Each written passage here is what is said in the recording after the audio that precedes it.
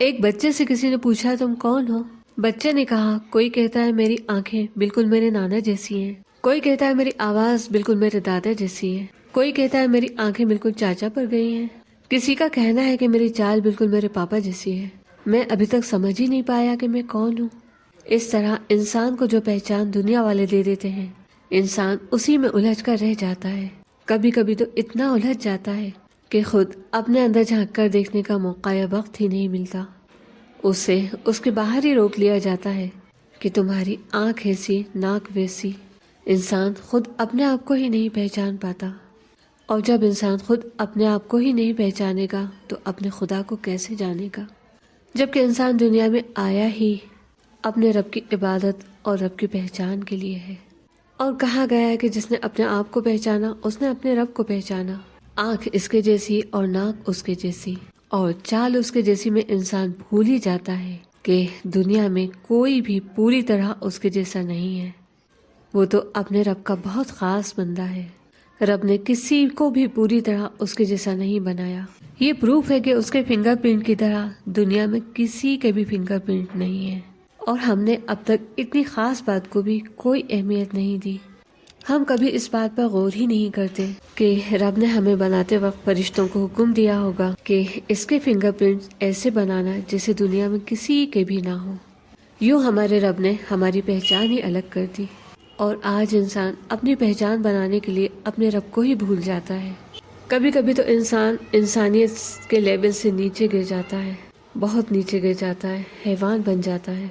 ہم بھیڑ سے الگ دیکھنے کے لیے کیا کیا جتن کرتے ہیں، جبکہ ہمارے رب نے تو ہمیں بھیڑ کا حصہ بنایا ہی نہیں تھا۔ ہمارے رب نے تو ہمیں سب سے الگ بنایا تھا۔ ہم ذرا غور تو کریں کہ ہمارا رب ہمیں کتنا پیار کرتا ہے۔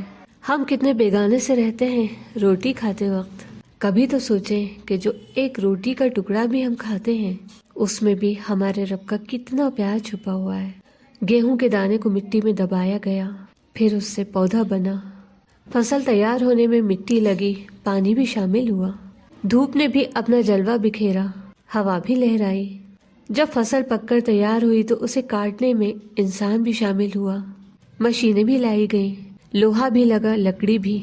ہم ذرا سوچیں کہ ہمارے ہاتھ میں روٹی کا جو ٹکڑا ہے، ہمارے رب نے اس ایک روٹی کو تیار کرنے کے لیے زمین سے لے کر آسمان تک کائنات کی کتنی چیزوں کو لگا دیا۔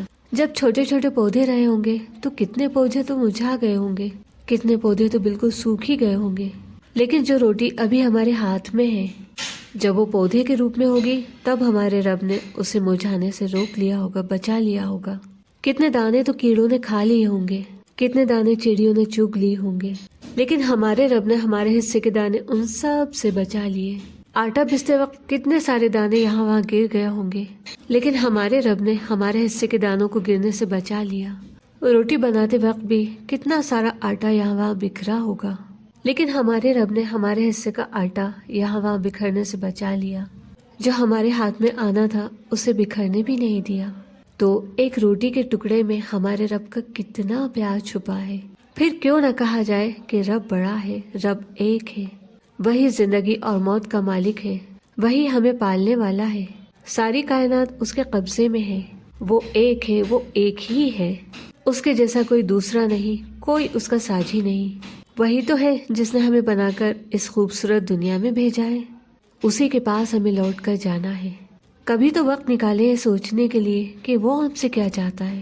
وہ رحیم ہے تو قہار یعنی قہر ڈھانے والا بھی ہے۔ اس کی ناراضگی میں جہنم کا دردناک عذاب یعنی یاتنائیں چھپی ہوئی ہیں۔ بس ابھی مہلت ہے کہ ہم سچی توبہ کر لیں، اپنے رب کو راضی کر لیں۔